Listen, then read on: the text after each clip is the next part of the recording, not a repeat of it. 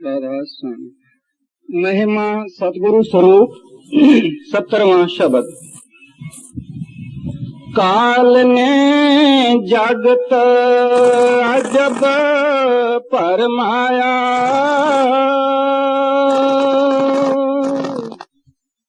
काल ने जगत अजब परमाया।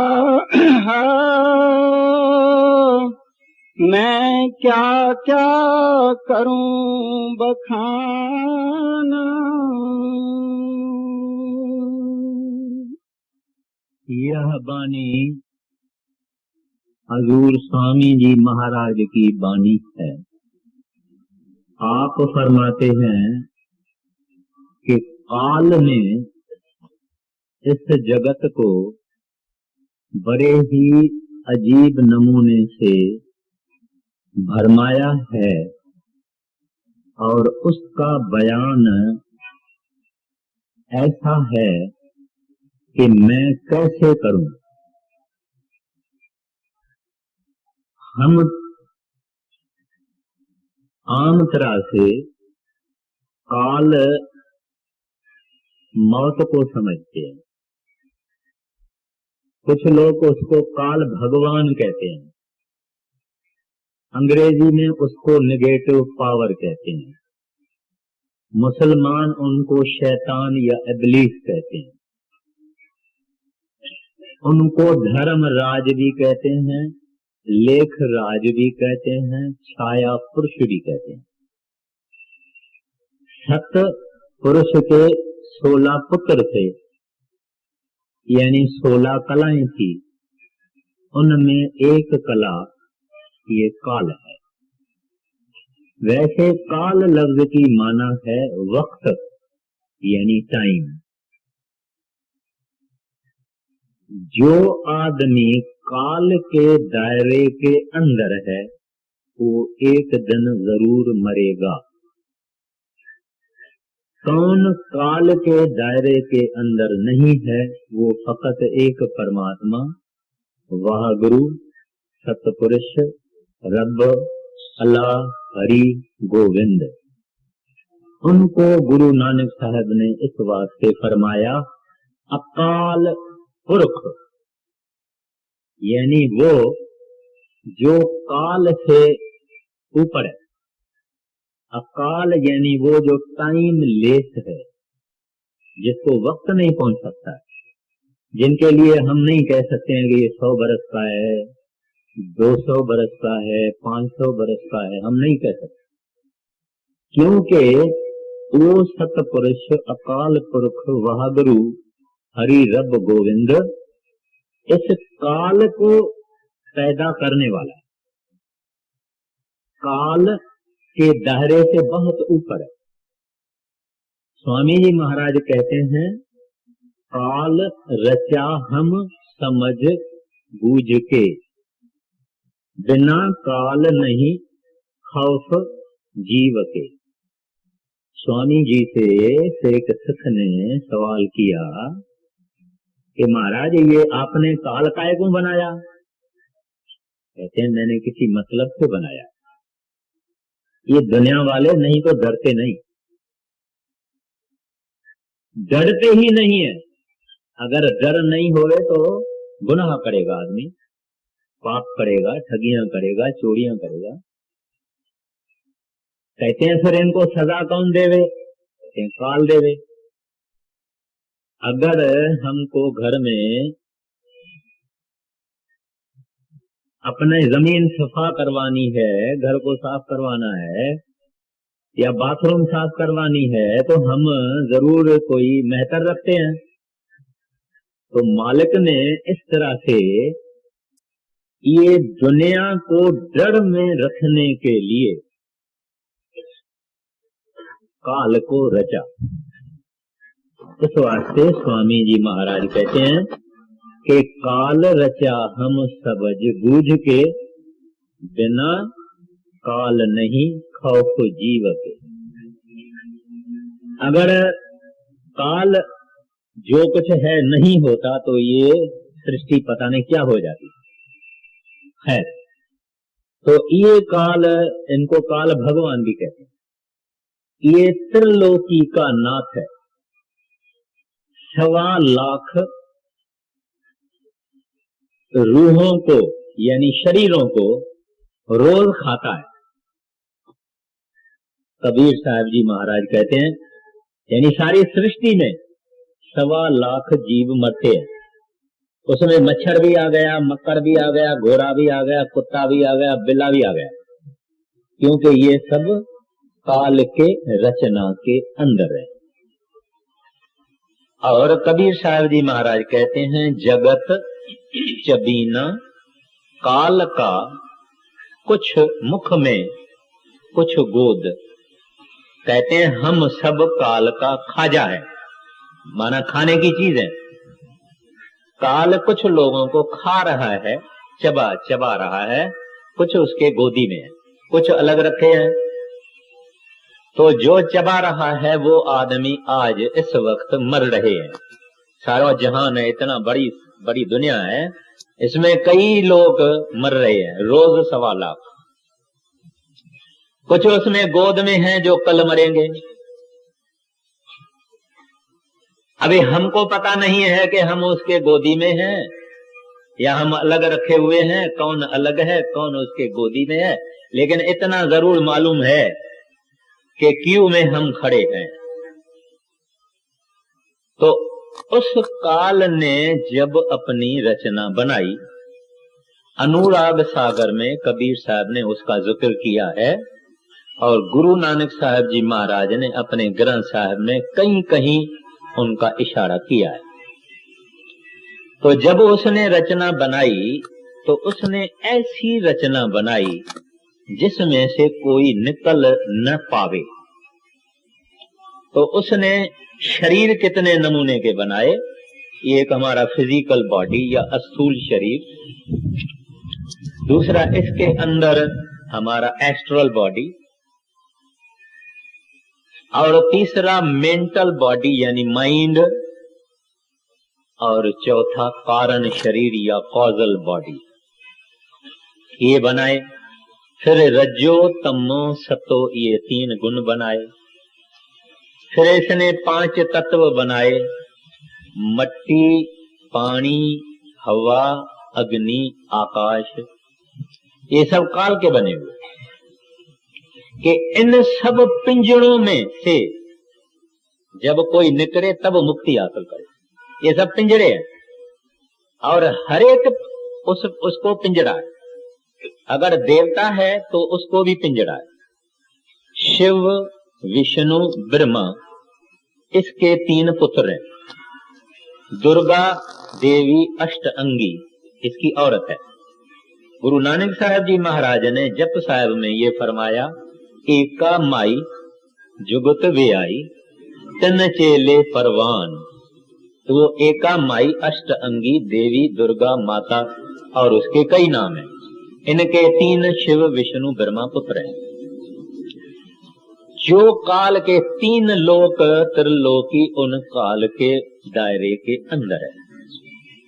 अलावा इसके इसको डर लगा कि लोग जब का पाप और कर्म करेंगे, अगर गुजरे हुए जन्म का पाप किसी को याद आएगा। अब एक आदमी है, वो अंधा है, मां के पेट से निकला अंधा। अगर इसको पता होवे कि मैंने अपने गुजरे हुए जन्म के अंदर फलाना पाप किया था, इसके कारण मैं अंधा हूं, तो वो पाप फिर करने से डरेगा और पाप नहीं करेगा। एक आदमी है जो मुफलसी में, गरीबी में, दरदरी हालत में पैदा हुआ, वो सोचेगा भाई इतने शाहूकार हैं, मैं ऐसा गरीब क्यों। अगर उसको पता लग जावे कि मैं गुजरे जन्म में ऐसे ऐसे कर्म किए हैं, इस वास्ते मैं गरीब। कोई आदमी है जब से जाया है, जन्म लिया है, तब से बीमार है, सोचेगा कि मैं क्यों बीमार हूं। जब उसको पता लग जाए कि उसके गुजरे जन्म में उसने फलाने फलाने गुनाह किए हैं, इस वास्ते वो बीमार बीमार बीमार बीमार रहता है, तो वो पाप नहीं करेगा। अब काल ने देखा कि ऐसे लोगों को अगर अपने गुजरे जन्म का पता लग जाएगा तो वो शुद्ध नेक पाक साफ रहेंगे और आहिस्ते आहिस्ते निर्मल होके परमात्मा के पास चले जाएंगे। तो उसने भगवान की बड़ी भक्ति की और भगवान से 3 वर मांगे। एक वर ये मांगा कि लोगों को अपने गुजरे हुए जन्म की कोई याद नहीं होगी, नंबर 1। नंबर 2, जिसको जिसको मैं जिस जोनी में रखूं वहां वहां वो खुश रहे। इसका क्या मतलब है कि अगर आप किसी मनुष्य को कहो, एक छोटी सी कहानी शास्त्रों में आती है, एक दफे नारद भगवान विष्णु के पास गया, उसको कहा महाराज आपने लोगों को बड़ा दुखी रखा है दुनिया में। कहते हैं मैंने तो दुखी नहीं रखा है। कहते हैं तो सुखी रखो। कहते हैं मैं उनको सबको ऊपर ले जाने को तैयार हूं सुख के देशों में। कहते हैं फिर भली उनको ले आओ। तो नारद नीचे उतरा, एक सुअरी थी, उस सुअरी को कहा भाई तू बैठ, अब तुम्हारा टाइम आ गया है, मैं तुमको ले चलूंगा ऊपर स्वर्गों में। कहते हैं ठीक है, मगर कैसे क्या होगा? कहते हैं मैं तीर मारता हूं तुम्हारे को, तू मरेगी, फिर तुम्हारी रूह को ऊपर ले जाएंगे। कहती है मरना नहीं चाहती। पहले तो उसने पूछा वो स्वर्ग में विष्ठा होती है? विष्ठा माना टट्टी, पखाना। उन्होंने कहा भाई उधर, क्योंकि सुअर खाता ही पखाना है, टट्टी खाता है, विष्ठा खाता है। कहते हैं उधर है। इसने कहा उधर ये तो नहीं है, उधर तो अमृत है। इसने कहा तो मैं नहीं चलूंगा। इस तरह से हर एक इंसान, एक दफे का जिक्र है, पहाड़ों में एक जगह सत्संग हो रहा था। वहां एक अभ्यासी था, सूतार था, ने एक माई थी बूढ़ी। वो बैठे बैठे सत्संग में कहती है कि महाराज जी आ गए हैं, मुझे अंदर दर्शन हुआ है, मैं तो जा रही हूं और मुझे हुक्म है कि कोई और भी आवे तो साथ ले आओ। कोई तैयार है? माई सत्संग में कहती है कि कोई तैयार है? तो एक तरखान था, तरखान यानी कारपेंटर यानी सूतान। उसने कहा माई मैं चलने को तैयार हूं, मेरे को दुनिया में कोई सुख नजर ही नहीं आता। बाकी कोई नहीं उठा और 5 मिनट के अंदर वो माई ने भी चोला छोड़ा वहां सत्संग में, और उस तरखान ने भी चोला छोड़ा। अभी कहने का मतलब क्या है कि कोई तैयार नहीं है यहां से जाने के लिए, कोई नहीं। किसी को कहो, अगर समझो कोई कहता है भाई चलो तैयारी करो, बोलेगा नहीं भाई अभी तो मेरी जवानी है, अभी तो कुंवारा हूं। अगर बोलेगा शादी की हुई, कहीं बोलेगा अभी तो बच्चे भी नहीं हुए हैं, अभी तो बाल भी मेरे सफेद नहीं हुए, कुछ दुनिया का मजा तो लेने को दो। खैर, तो काल ने दूसरा वर ये मांगा कि जो जहां है वहां खुश रहे, माना उस जूनी को छोड़ना नहीं चाहिए। तीसरा ये वर मांगा कि तुम्हारे संत जन जब इस दुनिया में आएंगे तो कोई करामात यानी मिरेकल, यानी कुछ ऐसा दिखाना अजीब गरीब के लोग एक मरे हुए को जिंदा कर देवे तो उस गांव के आदमी सब सत्संगी बन जाएं, बोलेंगे हमको नाम दे। तो उसने तीसरा बार ये मांगा कि आप जब इस दुनिया में आएंगे तब कोई करामात दिखा के दुनिया वालों को यहां से नहीं ले जाएंगे, करामात मना है। ये 3 वर मालिक ने उसका माना, क्योंकि काल ने मालिक की भक्ति की। अब ये सारा जेल खाना उस काल का बना हुआ है। संत करामात दिखा नहीं सकते, माना कर सकते हैं कुछ भी, मगर सिख के प्राइवेट लाइफ में करेंगे, अंदर से करेंगे, पब्लिक नहीं करेंगे। यानी अब भजन अभ्यास करके, गुरु की शरण लेके भजन अभ्यास करके ही जाना है, ऐसा वर काल ने मांगा।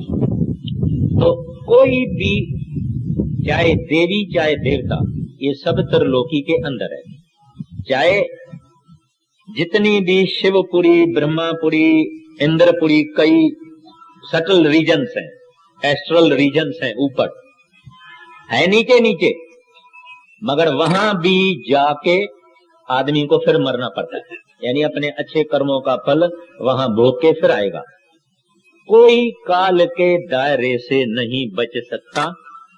ऋषि मुनि बड़े बड़े भी हमने देखा है, औरतों ने गिरा दिया, किसी को मेनका ने गिरा दिया, किसी को अप्सरा ने गिरा दिया, किसी को किसी ने गिरा दिया, किसी को किसी ने गिरा दिया, ये सब काल के अंदर है।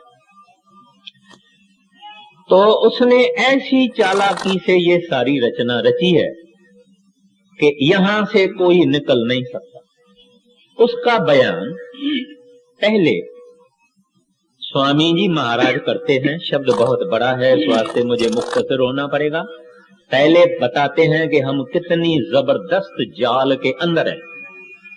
अगर आप बड़ी एक अस्पताल बनाओ 5 करोड़ रुपया खर्चा करके, बड़ा नेक काम है, अच्छा काम है, करना चाहिए, मगर उस अस्पताल बनाने का फल भोगने के लिए आपको इस दुनिया में फिर आना पड़ेगा। आप किसी को खून करो, जुल्म करो, अत्याचार करो, उसका भी फल भोगने के लिए इस दुनिया में आना पड़ेगा। माना जिसने बड़ी अस्पताल बनाई उसको फल तो मिलना चाहिए, उसकी शायद खुद तंदुरुस्ती अच्छी होगी, शाहूकार होगा, अमीर होगा, कुछ भी होगा, मगर फल भोगने के लिए फिर आना पड़ेगा। बुरा करेगा उसका भी बुरा फल भोगने के लिए आना पड़ेगा। और आप जितनी रचना आप देखते हैं, दुख सुख, अमीरी गरीबी, मुफलसी, अक्ल बुद्धि बेवकूफी, ये सब हमारे किए हुए कर्मों का फल है।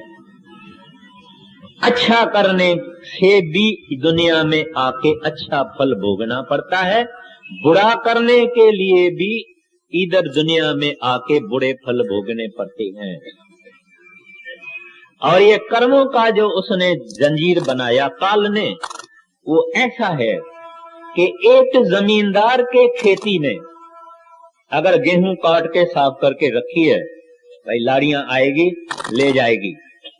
दूसरे जमींदार के खेती में भी गेहूं तैयार रखी है, अगर हवा उड़ी, हवा लगी, एक जमींदार के खेती से दूसरे के खेती में अगर गेहूं उड़ गई तो इसका भी हिसाब उसको देना पड़ेगा। हद है कि नहीं? महाराज श्री कृष्ण गीता में कहते हैं कि एक युग में किया हुआ पाप दूसरे युग में भी भोगना पड़ेगा। ख्वाहिश क्या चीज होती है? ख्वाहिश। हम लाखों ख्वाहिशें करते हैं। जब राजा रामचंद्र दशरथ की दरबार में गया, सीता का स्वयंवर हुआ, तो बड़े खूबसूरत थे, विष्णु के अवतार थे राजा रामचंद्र जी। तो सीता की सहेलियां बैठी थी, लड़कियों को सहेलियां तो होती है। उन्होंने जब राम की सुंदरता देखी, उसके जबान से निकल कहा, आहा क्या खूबसूरती है, काश हमको भी ऐसा पति मिले। इतना उसका खाली ख्वाहिश, जिसको हम डिजायर कहते हैं, इतनी ख्वाहिश करने से उनको क्या फल मिला कि जब युग बदली हुआ तब वो कृष्ण की गोपियां बनी और राम कृष्ण बन के आया। खाली ये ख्वाहिश की कि काश हमको भी ऐसा पति मिले। राजा रामचंद्र ने बलि को पीठ में तीर मारा। इसका फल ये हुआ कि दूसरे युग में वो भील बन के आया और महाराज श्री कृष्ण के पांव में तीर मारा। महाराज श्री कृष्ण का देहांत उस कारण हुआ था। यानी अवतार भी इस कर्म के चक्कर के अंदर हैं। इतना जबरदस्त जंजीर काल का है। ये हालत देख के गुरु नानक साहब महाराज जी ने फरमाया, बाबा जग फा था महाजाल। मेरे लफ्ज नहीं है, मैं नहीं कहता हूं, गुरु नानक साहब जी के ये वचन है। कहते हैं ये बेचारे बड़े जबरदस्त जंजीर के अंदर फंसे हुए। तो ये जिक्र करते हैं पहले, उसके बाद में फरमाते हैं कि ये हालत जगत की देख के संत और महात्मा इस दुनिया में वक्त ब वक्त प्रकट होते हैं, जो उस दयाल के अवतार हैं।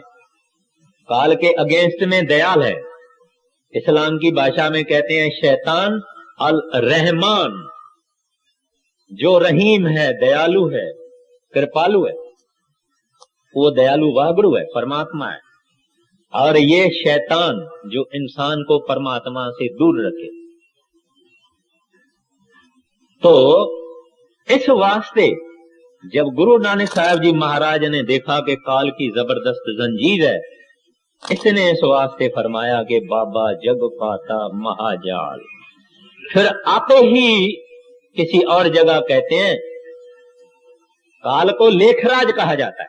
लेखराज इस वास्ते कहा जाता है, वो कह लेखा मांगता है, बेटा देव भाई, अच्छा किया है फल ले ले, बुरा किया है फल ले ले। उसके पास लेखा है, इंसाफ है, अदल है। तो शाह साहब सिंध के कामिल फकीर हुए हैं, वो कहते हैं अदल छुटा न आऊं फेरो कज फजल जो। हे प्रभु, हे वाहगुरु, इंसाफ नहीं करना, न्याय नहीं करना।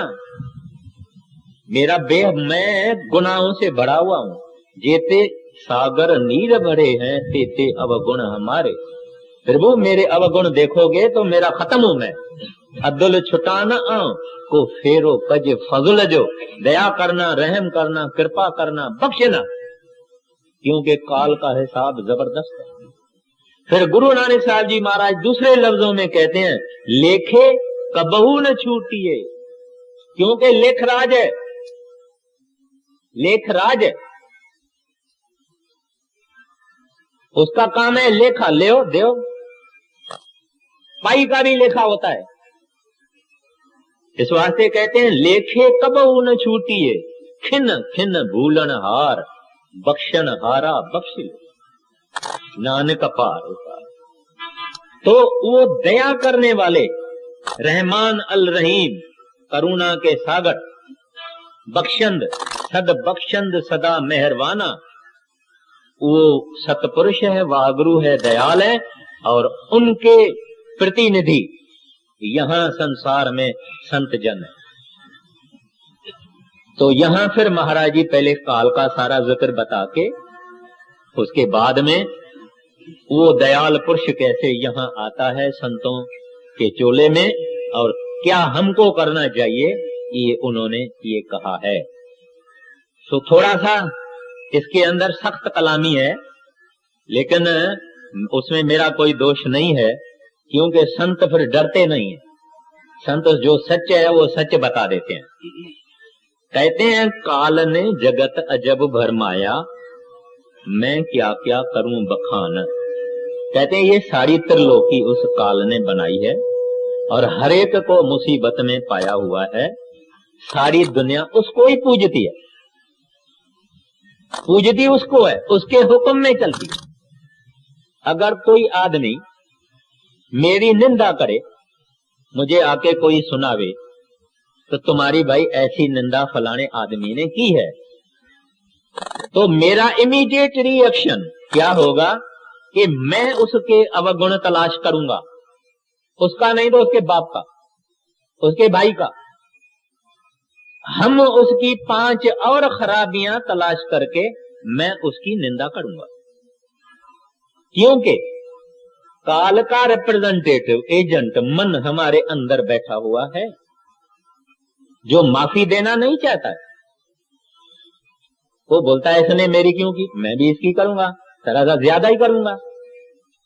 वो हमारे अंदर बैठा हुआ है और उनके पर और 5 एजेंट हैं, काम और क्रोध और लोभ और मोह और अहंकार। ये हमारे अंदर काम कर रहे हैं, हर एक के अंदर काम कर रहे हैं।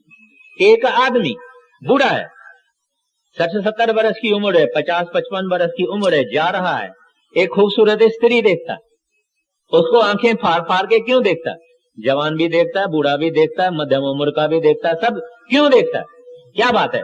उसके घर में नूह है, उसके घर में अपनी धी है, क्यों देखता है? उसको अपनी धी नहीं याद आती है? हम दुनियादार कई ऐसी चीजें करते हैं, कभी हमको ये ख्याल नहीं आता कि हमारे घर में भी बहू हैं, बेटियां हैं, लड़कियां हैं। डर नहीं, हम कहते हैं भगवान है, मगर हमारे जो करतूत हैं और हमारे जो ऐमाल हैं, हमारे जो लक्षण हैं, हमारी जो एटीट्यूड है लाइफ में, उसे पता लगता है कि भगवान हम मानते ही नहीं। अगर भगवान को माने भगवान है, तो इसकी माना वो हर जगह है और सब कुछ देखता है और सब कुछ सुनता है। फिर भी हम पाप और गुनाह और निंदा और गिला और चुगली जितनी बुरी बातें करते रहते हैं, हमारी जिंदगी भरी हुई है। ये सब क्यों है? क्योंकि काल ने इस रचना को इस तरह से बनाया हुआ है। सब हमको याद है, मरना कभी याद नहीं है।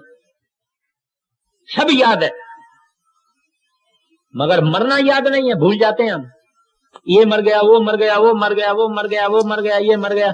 ये क्या समझता है? ये अमर रहेगा? ताजमहल का बनाने वाला कहां गया, साइंस वाले कहां गए, बड़े बड़े फिलासफर कहां गए, फैलसूफ कहां गए, सारी दुनिया वाले कहां गए?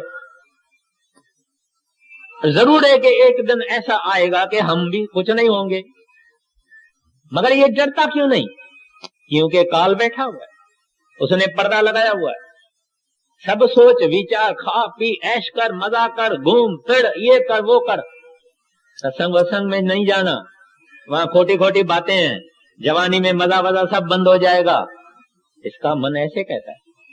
आदमी से कैबरेट की बात करो, डांस की बात करो, नाच की बात करो, गाने की बात करो, सर्कस की बात करो, प्रोग्राम की बातों करो, घंटा सुनता रहेगा, सुनाएगा भी, सुनेगा भी। मगर इसको बोलो आओ भजन में बैठे, मुंह करवा कर देगा, मुंह करवा हो जाएगा उसका, क्योंकि काल बैठा हुआ है। काल कहता है सब करो, मगर ये काम नहीं करो।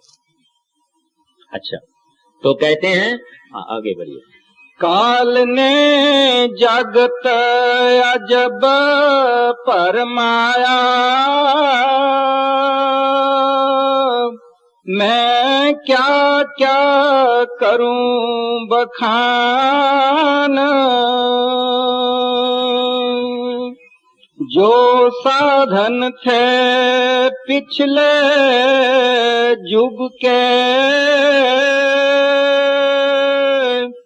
सो कल युग में किए प्रमाण। अब जैसे मैंने अर्ज किया, स्वामी जी महाराज कहते हैं काल रचा हम समझ बूझ के, बिना काल नहीं खौफ जीव के। ऐसे गुरु नानक साहब जी महाराज कहते हैं खंड पताल दीप सब लोवा, काले वश आप प्रभ किया। कहते हैं ये खंड और पताल और दीप माना कॉन्टिनेंट्स, लोहा यानी सृष्टि। कहते हैं काल के हवाले प्रभु ने खुद किया है। तो ये रचना है, ये तमाशा है। कभी कभी दुनिया वाले पूछते हैं भाई ये तमाशा भगवान ने क्यों बनाया? खाली बैठा था क्या? उसको फुर्सत थी क्या? क्यों बनाया उसने? तो संतों का ये जवाब है कि भाई इस दुनिया में कई बातें हैं जो हम इस बुद्धि से नहीं समझ सकते।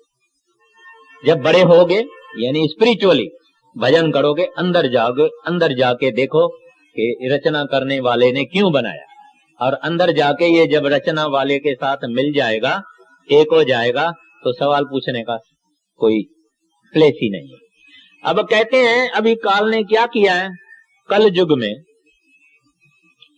वो चीजें दुनिया वाले करते हैं जो सतयुग, द्वापर और त्रेता में होती थी। सतयुग में आदमी की उम्र 1,00,000 वर्ष थी, द्वापर में आदमी की उम्र 10,000 वर्ष, फिर 1,000 वर्ष, और कल युग में आदमी की उम्र 100 वर्ष। 100 पे तो कोई कोई पहुंचता है, नहीं तो 40, 50, 35, 60, 70, 80 तक ज्यादा से ज्यादा चले जाते हैं।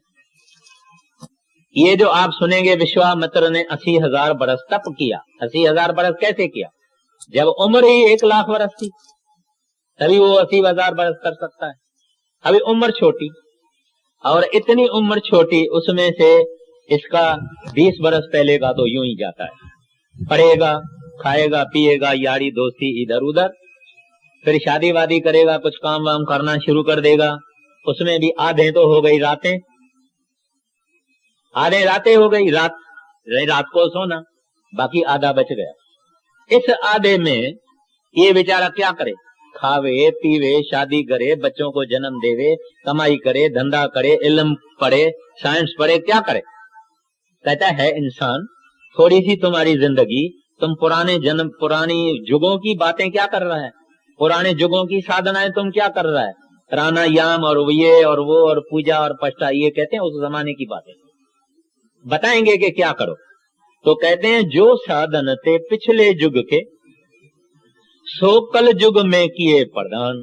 लोग पुरानी बातों को सुनी सुनाई करके और उनके पीछे पड़े हुए हैं। आगे, जो साधन थे पिछले युग के, सो कल युग में किए प्रमाण। मूर्ख प्राणी मन सैलानी, सोयत के जल और पखान। बुद्धिमान अभिमानी जो नर, विद्या नारी के हुए गुलाम। बाकी जीव बीच के जितने, ना मूर्ख ना अति बुद्धिमान। स्वामी जी महाराज दुनिया वालों को 3 हिस्सों में बांटते हैं। कौन से? मूर्ख और बुद्धिमान और जो बीच वाले हैं, यानी दरमियान। अभी कहते हैं कि जो मूर्ख लोग हैं, उसने क्या किया?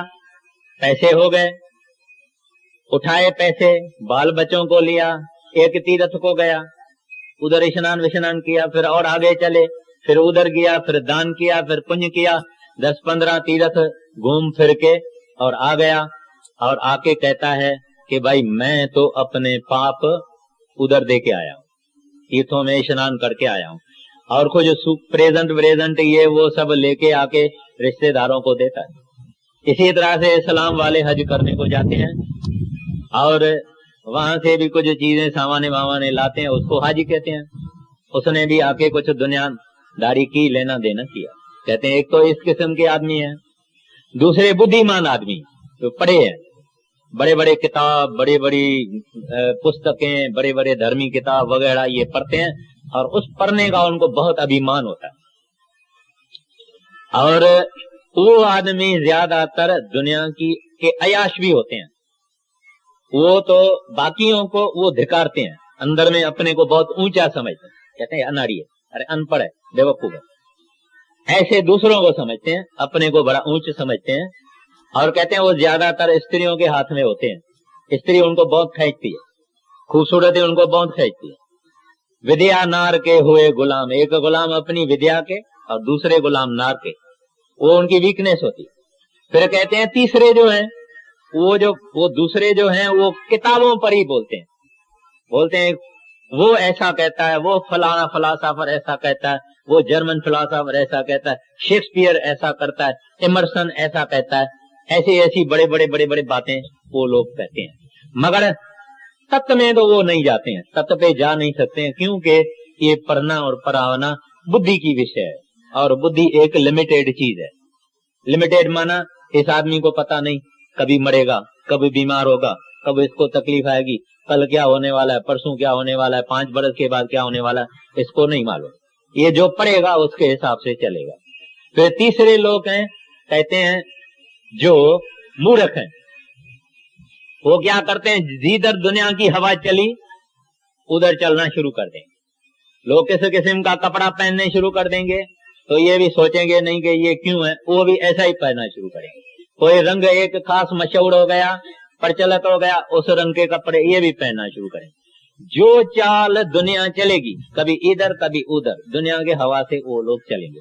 तो महाराज जी ने ये कहा, मूर्ख प्राणी मन सैलानी सो अटके, जल और पाखान यानी पत्थर, बुद्धिमान अभिमानी जो नर, विद्या नार के हुए गुलाम, बाकी जीव बीच के जितने, न मूर्ख न अति बुद्धिमान। कहते हैं वो जहां दुनिया चाहे, जहां हवा चली और वहां चल पड़ते आगे। जप तप व्रत संयम बहु धोखे,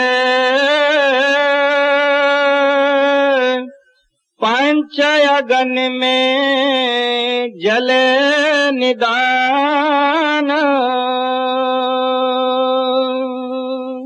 अब इस तरह से कहते हैं कि बाकी दुनिया जो है किस चीज में पड़ी है। अगर कहीं उनको फुर्सत मिल गई, कहीं ख्याल उसका ठीक आ गया, तो क्या करेगा, जप करना शुरू करेगा, तप करना शुरू करेगा, संयम करेगा, 5 अग्नियों में जलेगा। यानी बड़े महाराज जी का जिक्र है, एक दफे बड़े महाराज जी किसी शहर में गए तो वहां एक साधु था। वो साधु बिल्कुल नंगा, 4 कोने पे उन्होंने छेड़े रखे हुए हैं, यानी काऊ डंग, जो गाय का जो ये होता है, उसको सूखे को जलाया है। 4 जगह अग्नि जल रही है, बीच में खुद खड़ा है और ऊपर सूरज की अग्नि जल रही है। और वो क्या कहते हैं कि भाई हम 5 अग्नियों से पार निकल जाते हैं। तो महाराज जी ने कहा, भाई 5 अग्नि, इसके अंदर में काम क्रोध लोभ मोह अहंकार, पार तो उनसे होना है, मगर ये बाहर ये 5 अग्नियां जला के बेचारा क्या करता है। तो ऐसे कई जीव हैं, कई काम, कई तरह तरह के धर्म के रिद्धियों में, सिद्धियों में, जादू मंत्र तंत्र, इन चीजों में पड़े हुए हैं, जिंदगी खराब कर देते हैं। एक दफे का जिक्र है कि एक जैनी था। अभी जुदा जुदा मजहबों के जुदा जुदा सेक्ट हैं, उनके अपनी अपनी रस्में और अपने अपने रवाज है। कहते हैं कि जैनी था, उस जैनी का ये सिस्टम था कि सुबह को पाठ पढ़ता और एक दीवा जला के रखा था, दीवा तेल से भरता था। जब दीवे का तेल खत्म होता था तब अपना धर्मी पुस्तक पूरा हो जाता था इनका, और फिर वो खाना खाता। कुदरत ऐसी हुई कि उसके घर में नूह आ गई, एक नई नूह आ गई। उसने पहले दिन आके देखा कि मेरे ससुरा जी पढ़ रहे हैं। वो जब तेल आधा हो जावे तो वो और तेल डाल देवे, फिर वो तेल जब खत्म होने में लगे फिर वो डाल देवे। अब उसका वचन ये किया हुआ है, उसने अपने अंदर में ये संकल्प किया हुआ था, जब तेल खत्म होएगा तब खाऊंगा पीऊंगा, वरना नहीं खाऊंगा पीऊंगा। इस तरह से बेचारा प्यासा भूखा मर गया, क्योंकि वो तेल डालती गई और ये उठे भी नहीं, ये बोले भी नहीं, कुछ नहीं। उसने सोचा भंग हो जाएगा मेरा जो प्रण है। तो इस तरह से लोग खोटी खोटी बातों में, फिजूल फिजूल बातों में अपना जीवन खराब कर रहे हैं। फिर फरमाते हैं, देखो देखो चरित्र काल करता के, कोई सिर कोई पैर रुंधान, भटक भटक भटकाया सब जग, कोई न लगाया ठौर ठिकाना। अब ये जो रामायण है, इसकी असल बात यह है कि वाल्मीकि ने जब नाम पाया था और कमाई की थी तो वाल्मीकि ऊपर चले गए और बहुत ऊंची मंजिल को पहुंचे। तो वाल्मीकि ने रामायण लिखा। जब ये रामायण लिखा तभी रामचंद्र नहीं था। उसने एक एपिक के तरह से बताया था कि आत्मा क्या है, सुरत क्या है, परमात्मा क्या है, अंदर के देश क्या है, रुकावटें क्या है। ये इसने इस ढंग से उस रामायण में लिखा था। ये धनुष है, ये हमारा, ये इधर जो ये है ये धनुष है। इधर से जब निकला तब उसको सीता मिली, और 10 रथ यानी 10 इंद्रियों वाला ये इंसान है। ऐसे बहुत कुछ है। तो ये बनाया वाल्मीकि ने कि लोग को पता लगे कि इंसान के अंदर है क्या और ये मुक्ति कैसे हासिल करेगा। लेकिन काल ने देखा कि इसने तो सारा मेरा राज खोल दिया। इस वास्ते उसने क्या किया, अब जब रामचंद्र जी पैदा हुए उससे 10,000 बरस पहले वाल्मीकि ने रामायण लिखा है। फिर काल ने जब देखा कि ये पाज खुल जाएगा, तब उसने वो जो कुछ उसने सिंबॉलिकली राम और सीता और धनुष और 14 बरस वनवास वगैरह वगैरह लिखा था, ऐसा उसने बिल्कुल इनएक्ट कर दिया। यानी दुनिया के अंदर वो व्यक्तियों को पैदा करके और वो सारा ड्रामा उसने जन संसार में कर दिया। अब अगर कोई आदमी राम राम कहता है, तभी वो सोचता है राजा रामचंद्र का पुत्र दशरथ सीता का पति। लेकिन नहीं, राजा रामचंद्र त्रेता युग में आए, और सत्य युग में भी लोग राम राम की भक्ति करते थे। राम लफ्ज की माना है जो रम्या हुआ होवे, वन हु परवेट्स एवरीवेयर, जो जरे जरे में रम्या हुआ है वो राम।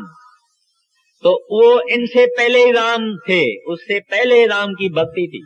अभी गुरु नानक साहब जी महाराज ने ग्रंथ साहब में और संतों की वाणी, जहां राम है वहां राम वो राम है जो परमात्मा है, जो वागुरु है, जो रब है, जो हरि है, जो अल्लाह है, जो गोविंद है, जो सब जगह में रम्या हुआ है, उसका जिक्र है। लेकिन राजा रामचंद्र का जिक्र नहीं है। तो ये सब काल भगवान की होशियारी है, जिससे कहते हैं देखो चरित्र काल करता के, कोई सिर कोई पैर डुंदान, भटक भटक भटकाया सब जग, कोई न लगाया ठौर ठिकान। हर एक आदमी को आपने देखा है ना, जब घोड़े की रेसेस होती थी, अभी पता नहीं किस और नमूने की हो गई है, तो घोड़े को आगे रुकावटें रखी जाती थी। कोई छोटी दीवार बनाते थे तो घोड़ा उसके ऊपर छलांग लगा के जावे, फिर कुछ पानी रखते थे, घोड़ा छलांग लगा के जावे। ऐसे इस इंसान को कई रुकावटें हैं। हर एक इंसान के सामने पहले तो स्त्री रख दी है, बोले तो इधर से तो निकल, फिर तुम्हारा पता लगेगा। तो कहाँ निकले? स्त्री आ गई तो बच्चे आ जाएंगे, बच्चे आ जाएंगे, उसके नाती हो जाएंगे, जवाई हो जाएंगे, ये सब हो जाएगा, बड़ा बड़ मंडल हो जाएगा। जंजाल इसका बढ़ गया, जंजीर बढ़ गई। इसने सोचा था कि घर में रोटी अच्छी मिलेगी, आराम से मिलेगी, सेवा वेवा होगी, मगर इसने ये नहीं सोचा था कि गले में भी गलाबंदी भी हो जाएगी, हाथ कड़ी भी हो जाएगी, गर्दन भी बंद है और पाए भी बंद, सब कुछ बंद हो जाएगा। ये एक जनरल बात है, हम सब जानते हैं। और हर एक स्त्री को पुरुष सामने दे दिया, कहते तू इधर से तो निकल। कैसे निकले? फिर आगे कई चीजें हैं। तो कहता है कि उस काल ने बड़ी चतुराई से इस संसार को ऐसा बनाया है, कोई वीर कोई सूरमा इससे निकल सकता है, एड़े गहरे का काम नहीं। आगे ऐसी हालत देख जगत की, संत सतगुरु प्रगटे आन। आगे गुरु सेवा और नाम महात्मा, सत्संग सतगुर किया दिखान। अब जब ये संसार की हालत देखी कि ये दुनिया इस तरह से फंसी हुई है, ज्यादा से ज्यादा आदमी कहता है मैं पूजा करता हूँ, दान करता हूँ, पुण्य करता हूँ, नेक हूँ, पाप हूँ, श्रेष्ठ हूँ, बुरा काम नहीं करता हूँ, सब अच्छे ही काम करता हूँ। उसका फल ये होता है कि अच्छा आता है। खूबसूरत बन के आएगा, तंदुरुस्त बन के आएगा, अमीर बन के आएगा। आप दुनिया में देखेंगे थोड़े ऐसे लोग हैं जिनको रिलेटिवली सुख है संसार के मुकाबले में, और कईयों से वो सुखी है। तंदुरुस्ती भी है, बाल बच्चे भी अच्छे हैं, धन भी है, बुद्धि भी है, इल्म भी है, दुनिया में कुछ इज्जत भी है। ये वो लोग हैं जो लोग अपने गुजरे हुए जन्मों में नेक पाक रहे हैं, डू गुड और बी गुड के तरह से रहे हैं, लेकिन ये सतोगुण के अंदर आ जाता है और ये भी एक जंजाल है। और वो जो ऐसे आदमी हैं ये पावर में आ जाते हैं जब राजाएं महाराजाएं हो जाते हैं, वजीर मिनिस्टर हो जाते हैं, बड़े बड़े करोड़पति इंडस्ट्रियलिस्ट हो जाते हैं, बड़ा इनके पास धन हो जाता है, और उसका फल ये हो जाता है कि ये लोग ताकत वाले हो जाते हैं। कोई औरत देखी, कोई स्त्री देखी, अपना एजेंट भेज दिया, ये दिया, पैसा दिखा के, ये करके वो करके उसको हासिल कर लेते हैं। पाप कौन करते हैं? गरीब क्या पाप करेगा? अमीर पाप करते हैं, शाहूकार पाप करते हैं। बड़े बड़े जिनको उसके तकदीर ने, कर्मों ने ऊंची पदवी पे रखा है दुनिया के, वो बड़े बड़े पाप करते हैं, जो चाहते हैं करते हैं, और पैसे से क्या नहीं होता। ऐसे वो फिर ज्यादा गुनाह करके करके करके फिर नीचे गिरते हैं, फिर उधर से कर्म करके अच्छे अच्छे फिर ऊपर जाते। पावर इंटॉक्सिकेट्स। इस तरह से ये संसार में इंसान की जिंदगी साइकिल पे गोल चलती है। और पंजाब में कहते हैं तपो राज राजो नरक। इसने तप किया, मेहनत की, परिश्रम किया, राजा बना। जब राजा बना तब बुढ़े बुढ़े फैल किए। अब देखिए कई राजाएं हैं 20-20 शादियां की, 20-20 तो शादियां की होगी, बाकी पता नहीं उस लोगों ने क्या क्या किया होगा। उनके हरम हरीम में और अंदर महलों में कई पता नहीं स्त्रियां हैं। ये सब धन वाले आदमी कर सकते हैं, मगर ये गुनाह है। गुनाह से फिर नीचे चला जाता है, फिर आहिस्ता आहिस्ता आहिस्ता फिर ऊपर आते हैं, फिर नीचे जाते हैं, फिर ऊपर आते हैं। इस तरह से ये सिलसिला संसार का चल रहा है। तो ये संत महात्मा प्रभु दयालु मेहरबान हुए, इन्होंने कहा ये बेचारे ये तो समझते भी नहीं है कि हम ऐसे जंजीरों में हैं। इनको तो पता भी नहीं है कि विष्टा में जन्म हुआ, विष्टा में खेल रहे हैं, विष्टा में मर जाते हैं। तब उनको दया आई, और दया आई तो संत रूप करके इस दुनिया में वो आए, माना आते रहते हैं। जैसे शैतान की ताकत भी चालू है, ऐसे दयाल और रहमान की ताकत भी चालू है। ये एक दूसरे के विरुद्ध चल रहे हैं। हमको संत उपदेश क्या करते हैं, अब क्या फरमाते हैं? ऐसी हालत देख जगत की, संत सतगुरु प्रगटे आन, और गुरु सेवा और नाम महात्म, सत्संग सतगुरु किया बखान।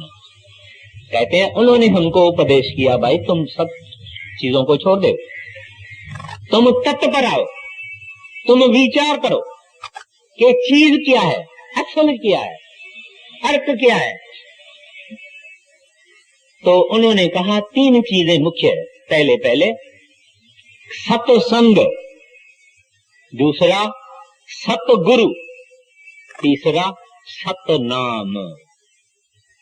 अभी जो संतों का सत्संग है वहां फकत परमात्मा की बड़ाई, वह गुरु की बड़ाई, अकाल पुरुष की बड़ाई, हरि की बड़ाई, गोविंद की बड़ाई। दुनिया से हमारा ख्याल वो दूर करते हैं, हमको बताते हैं कि तेरे अंदर तुम ऐसे फंसे हुए हो और सच्ची मुक्ति इस तरह से मिलेगी।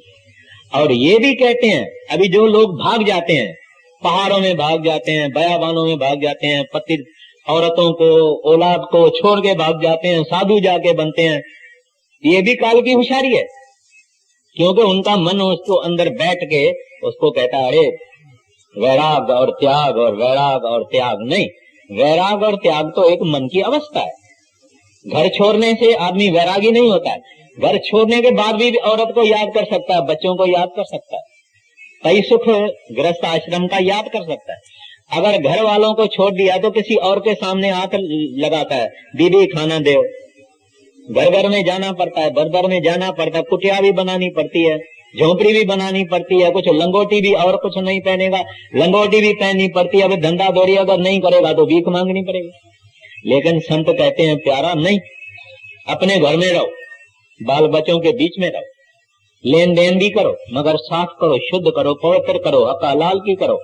और सब कुछ करते हुए कुछ वक्त उस साहेब ने, उस परमात्मा ने जिसने तुमको इस संसार में भेजा है उसको दे।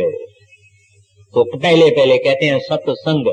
सत्य यानी truth, eternal, ever lasting, permanent, वो है परमात्मा। संग यानी उसकी सेवक। कहते हैं अब तू उस बाकी चीजों को छोड़ दे, सत्य की सेवक कर, जो हकीकत है, जो ट्रुथ है उसकी सेवक कर, परमात्मा की सेवक कर, रब की सेवक कर, वागड़ू की सेवक कर। सत्संग में आके हमको पता लगा है कि हम कितने जंजीरों के अंदर फंसे हुए हैं।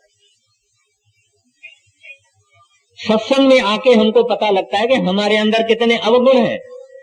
सत्संग में पता लगा कि हम कितने गुनहगार हैं। हमको शर्म आती है, हम सिर नहीं उठा सकते हैं क्योंकि अपने अवगुण का हमको पता लगता है। आम आदमी अपने अवगुण को नहीं देखता है, दूसरों के अवगुण को देखता है, दूरबीन से इलाज करके देखता है। यहां इनको कहा जाता है कि तू अपने देख दूरबीन से, अपने गुनाह और पाप, तुम्हारे विचार, तुम्हारे वचन, तुम्हारी करनी, तुम्हारी जो चाल है, चलन है, उसको देख। सत्संग में पता लगता है। सत्संग में पता लगता है कि प्यारा तेरी मौत आ रही है, मौत आ रही है, यानी इसमें कोई शक नहीं है। जिस दिन से ये पैदा हुआ उस दिन से ये मौत के तरफ जा रहा है। अगर उसकी उम्र 80 बरस है तो 20 का हुआ, बाकी 60, 80 बरस में कोई कोई, तो कुछ बात का पता नहीं। ये सत्संग में पता लगता। सत्संग में पता लगता है कि हमारे हितकारी, उपकारी, भले करने वाले, बगैर किसी मुआवजा लेने वाले, उजूरा लेने वाले, कॉम्पेंसेशन लेने वाले संत हैं, महात्मा है, जो हमारी सेवा करने को आए हैं, चाहते हमारे से कुछ नहीं है। कहते हैं इस वास्ते पहले संत हैं जहां इनको क्या मिलता है, नॉलेज, इंफॉर्मेशन। उसके बाद कहते हैं ये सतगुरु के पास जाता है, वो उस्ताद है, टीचर है और कुछ नहीं। कहता है मुझे कुछ ज्यादा समझो ही नहीं। महाराज जी कहते हैं मुझे सतगुरु नहीं समझना, मुझे अपना बड़ा भाई समझना, एक बुजुर्ग समझना, दोस्त समझना। मैं जो कहता हूं वो तुम करो, मैं इसमें खुश हूं। मथा नहीं टेकने देते हैं, हाथ नहीं लगाने देते हैं पांव को, हार फूल नारियल फल फूल कुछ नहीं लेते। कहते हैं प्यारा तुम मुक्त हो जाओ, मैं खुश हूं। तो वागरू के पास हो जाओ, खुश हूं। तुम इस दुनिया के झंझट से निकलो, जेल खाने से निकलो, मैं खुश हूं। तब संतों के सामने हम जाते हैं, वो दाता नाम बख्शो, वो नाम की बख्शिश करते हैं। कहते हैं अब अपने घर में जाओ। अब फिर क्या, नाम मिल गया। सत्संग में पता लगा हमारी अवस्था का, फिर सतगुरु के चरणों में हम गए, फिर मांगा, फिर उन्होंने मुफ्त में दे दिया। अब कहते हैं घर बैठे हुए नानक पूरा सतगुर भेटिए, पूरी होवे जुगत, खावंदियां पीवंदियां हसंदियां पैनंदियां विचैं होवे मुक्त। कहते हैं ऐ बंदा, ऐ इंसान, अगर तेरी जिंदगी में तेरे को कोई कामिल महात्मा मिल जाए, कामिल महात्मा बड़े रेयर, बहुत थोड़े, जैसे जंगल में शेर, वैसे तो 33 लाख साधु हमारे हिंदुस्तान में है, मगर उसमें कोई 5-7 संत होंगे। दुनिया में भी होते हैं, ऐसे नहीं है कि हिंदुओं में है या हिंदुस्तान में है। प्रभु है, उसकी रचना है, वाहगुरु की रचना यूनिवर्सल है। प्रभु के प्यारे बड़े हैं सारे संसार में, चाइना में, जापान में, अमेरिका में, इंग्लैंड में, सब जगह में, अरबी कंट्रीज में, सब जगह में परमात्मा को प्यार करने वाले हैं। वो रब कहते हैं, हम परमात्मा कहते हैं, वो गॉड कहते हैं, वो जेहोवा कहते हैं। सब जगह हैं, बहुत थोड़े, और जो हैं वो छुपे रहते हैं, और जिनको हुक्म होता है वो खुल के आ जाते हैं। वो भी कहते हैं मैं बंदा हूं, मैं इंसान हूं, मेरे से ये सीख ले, ये नाम है, तू बैठ के अपने घर में कमाई कर, बस दुनियादारी भी कर और परमारथ भी कर। 1-2 घंटा उस प्रभु के याद में लगा दे तो तेरा, जैसे महाराज जी ने फरमाया, खावंदियां पीवंदियां विचैं होवे मुक्त, तुम्हारी मुक्ति हो जाएगी। तो उन्होंने 3 चीजें, कौन सी, सत्संग, सतगुरु, सतनाम, ये मुख्य चीजें। आगे साधन 3 सारे उन बरने, और साधन अब थोथे मान। अब एक चीज जिससे दुनिया गाफिल है, इग्नोरेंट है, पता नहीं है, नादान है, वो है कि ये परमात्मा को मिले कैसे, सुख की दुनिया में जावे कैसे, दुख से निकले कैसे, अंदर कैसे जावे। लोग पूछते हैं भाई तुम क्या राधा स्वामी अंदर अंदर बोलते हो, अंदर कैसे जाए? कान से जाएंगे, आंख से जाएंगे, मुंह से जाएंगे, कहां से अंदर जाएंगे? कोई दरवाजा रखा है? अब ये चीज संत बख्शते हैं, कहते हैं आओ प्यारा हम तुमको बतावे how to enter unto the kingdom of heaven. अंदर कैसे जाए, अपने अंदर सब कुछ इंसान के अंदर वो बताते हैं। उसके तीन साधन कहते हैं, साधन तीन सार उन बरने जिक्र किया। तब कौन सा? पहला सिमरन। सिमरन से ये शरीर इंसान का खाली हो जाता है, ये जिंदा मर जाता है। जिंदा मरने का मतलब है अपनी मर्जी से मरना, यानी शरीर को खाली करना अपने कंट्रोल के नीचे। जब मर्जी पड़े निकल जाओ, जब मर्जी पड़े वापस आ जाओ, कोई गड़बड़ कुछ नहीं। ये सिमरन का काम, आहिस्ता आहिस्ता आहिस्ता आहिस्ता आहिस्ता सिमरन करते करते करते हाथ पांव टांगे कमर पीठ शरीर सारा खाली हो जाता है।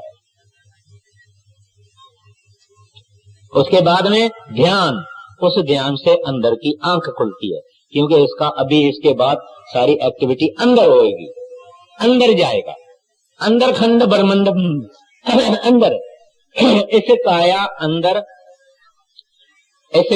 अंदर पृथ्वी हाट हट बतन बाजारा, इस काया अंदर नाम नवद पाइये गुरु विचारा।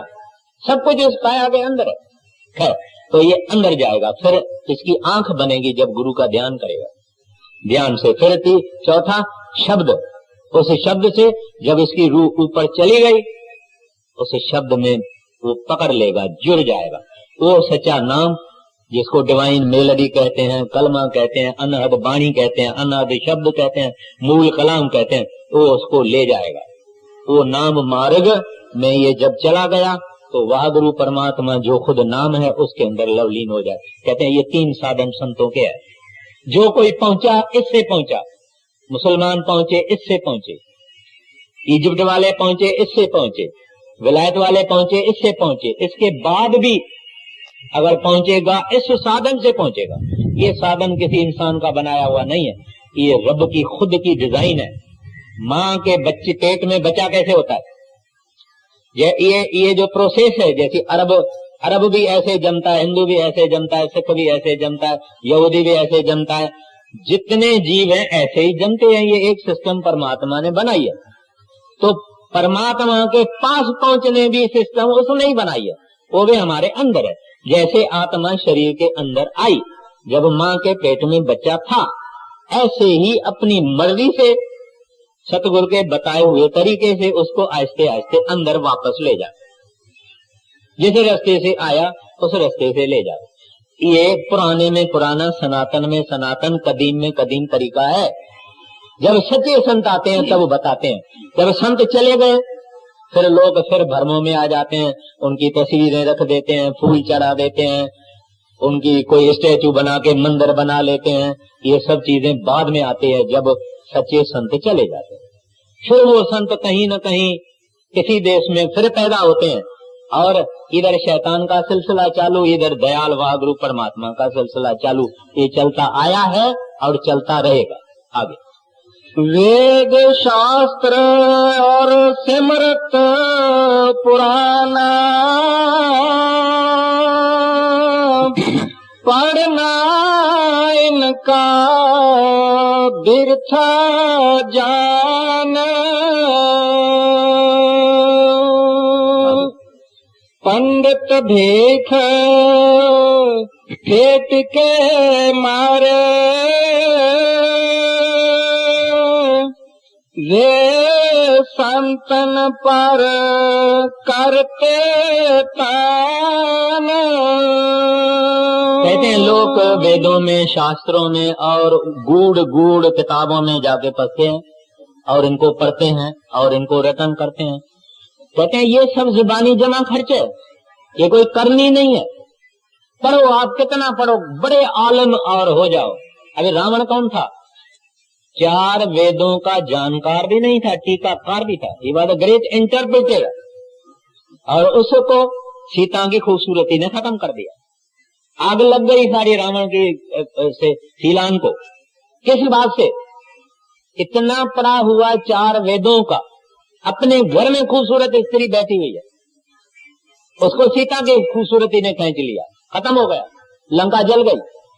तो पढ़ने से क्या होता है? पढ़ना कुछ और चीज है और करना कुछ और चीज।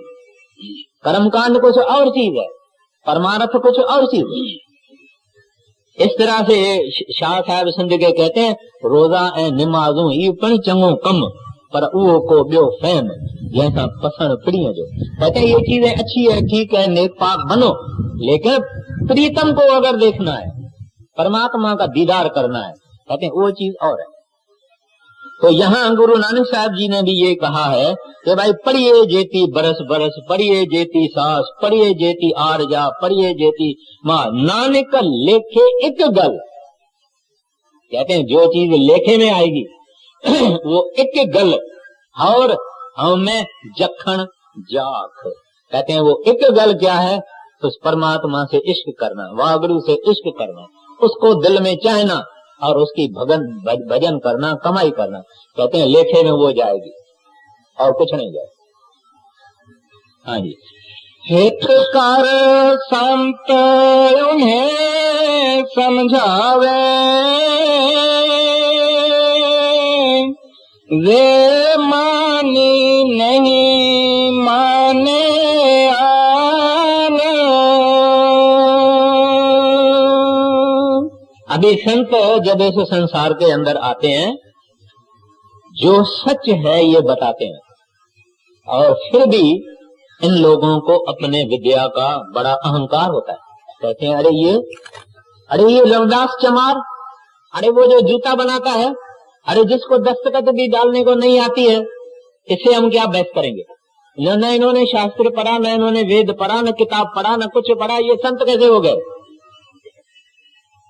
ऐसी अप्रोच होती है इन विद्या वालों की।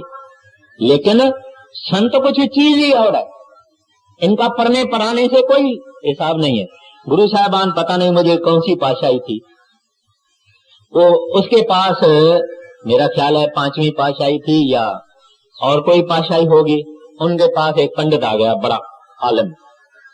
कहते हैं दुनिया आपको बहुत मानती है और मेरे को आपसे बहस मुबाहिसा करना है, शास्त्र अर्थ करना है।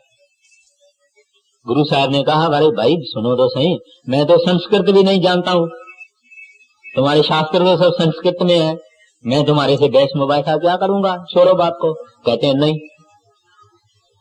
सारी दुनिया आपको मान रही है और इज्जत करती है, तुम्हारा नाम लेती है, मेरे को देखना है, शास्त्र अर्थ में आपको हराना है।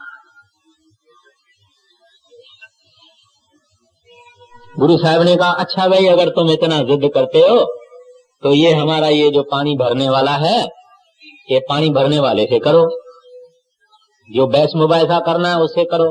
अब एक आदमी था, टूटे फूटे कपड़े थे, प्रेमी था, बड़ा भक्त था, पानी भर भर के डालता था और संगत की सेवा करने वाला था। महाराज जी ने उसको बुलाया, वो जो पंडित था वो अंदर में कहता है ये क्या बात है, और खुद तो मेरे से बात ही नहीं करता, अभी ये पानी भरने वाला मेरे से क्या बहस करेगा। खैर उसको महाराज जी ने बुलाया, बुला के बैठाया, उसको कहा भाई तू सुन, तू इसके साथ शास्त्र अर्थ कर, और साथ में अपनी दृष्टि भी लगा दी। दृष्टि लगा दी तो वो आदमी ऐसी बातें उस पंडित को सुनाई। पंडित कहता है तोबा, मत्था टेक दिया, कहता है जिसका दर का पानी भरने वाला ऐसा है वो खुद क्या होगा।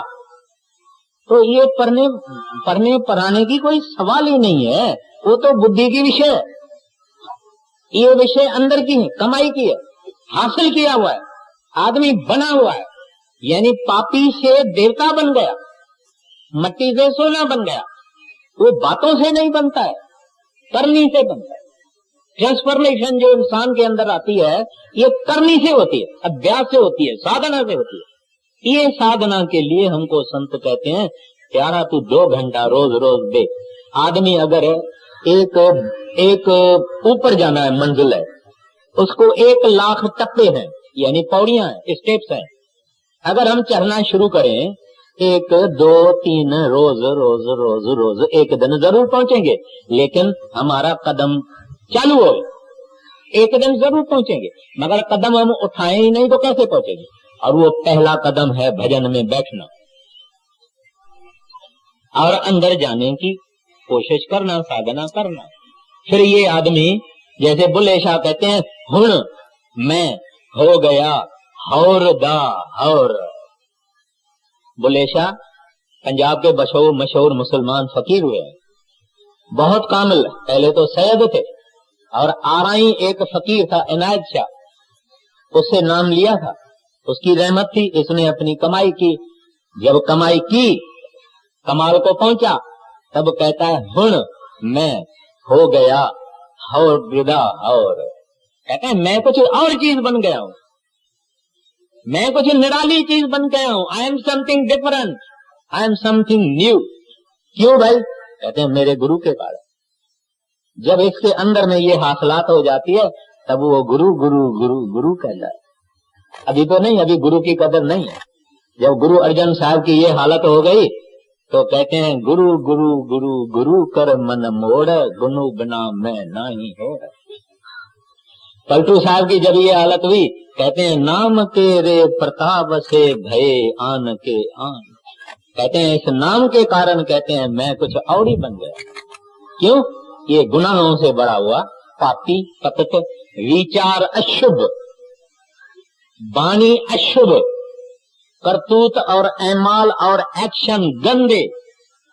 इसको जब गुरु नाम बख्शे और ये कमाई करे, इसको रंग लग जावे, ये बदल जाता है, ये सोना हो जाता है, मिट्टी से सोना बन जाता है। ये कोई कामिल कर सकता है, ऐरे गहरे का काम नहीं है।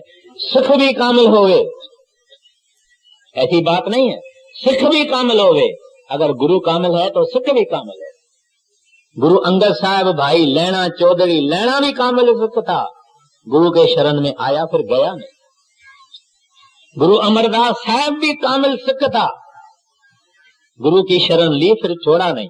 12 बरस 72 बरस की उसकी उम्र थी। 84 तक उन्होंने अपने सतगुरु के लिए, उम्र कितनी होती है, 72 बरस का आदमी कितना बूढ़ा होता है। उसके बाद 12 बरस वो सुबह 3 बजे उठ के अपने सतगुरु के लिए नदी से पानी भर के उसको स्नान करवाते थे, पानी पीने के लिए ले आते थे।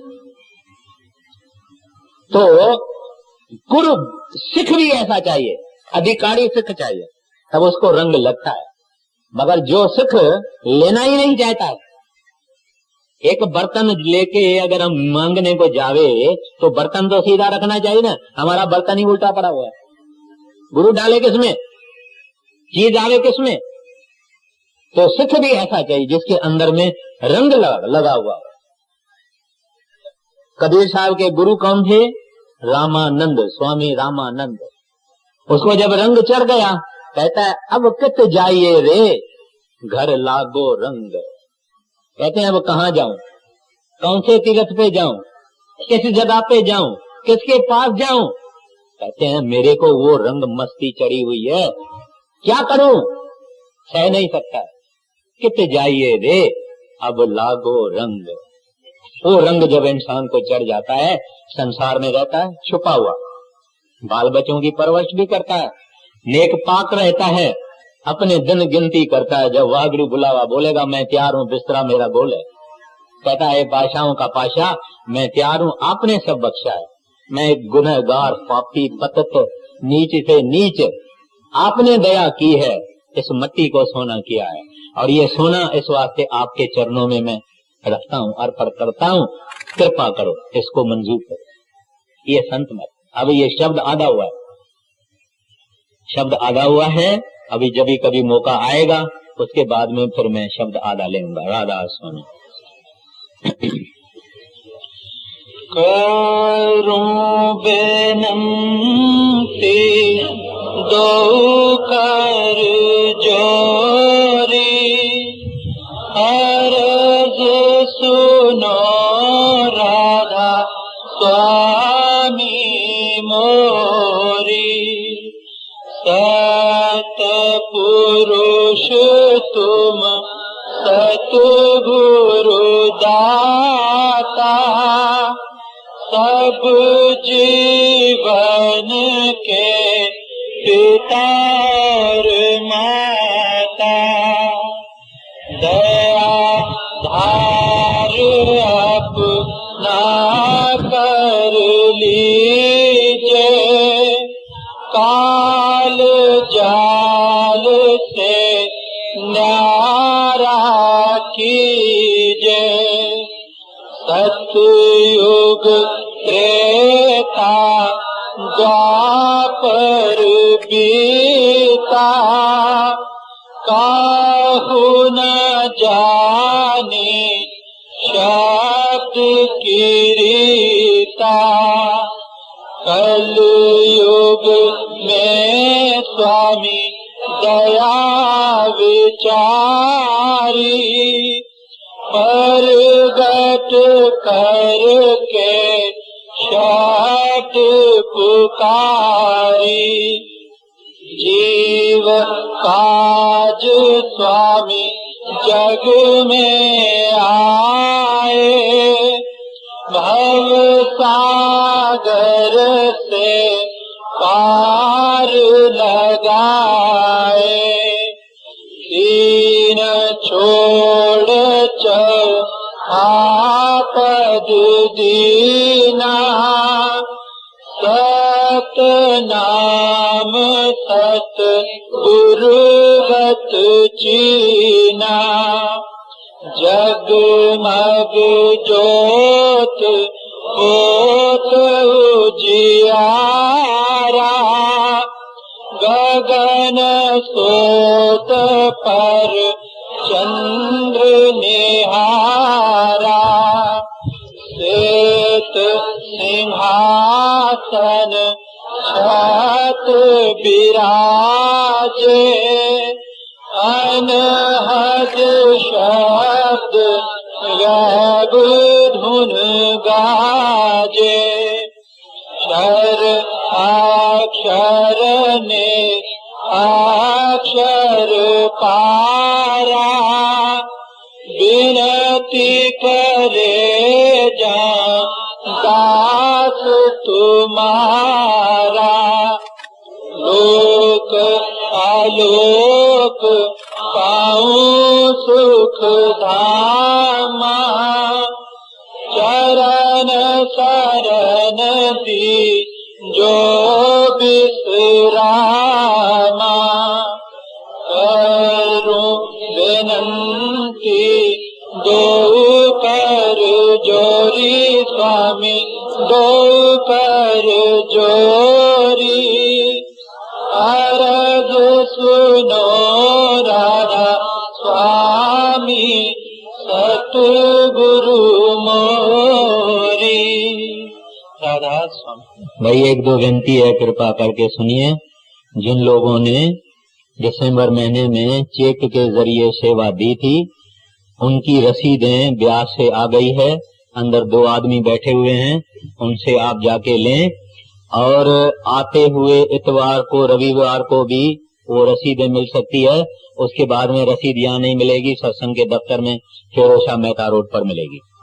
दूसरा, महाराज जी का जो टूर का प्रोग्राम है मार्च और अप्रैल का, वो है 7-8 दिल्ली, 7-8 मार्च दिल्ली, 14-15 मार्च सिकंदरपुर, 14-15 मार्च सिकंदरपुर।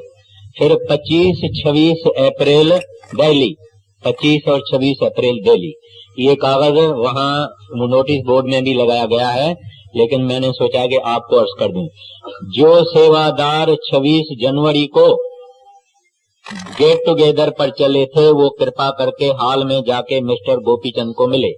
बिछाई के सेवादार भी कृपा करके श्री फकीर चंद को सत्संग के बाद मिले। विछाई के सेवादार भी सत्संग के बाद फकीर चंद को मिले। 26 जनवरी पर जो सेवादार गए थे, वो मिस्टर गोपीचंद को हाल के अंदर मिले। राधा स्वामी। आवाज कौन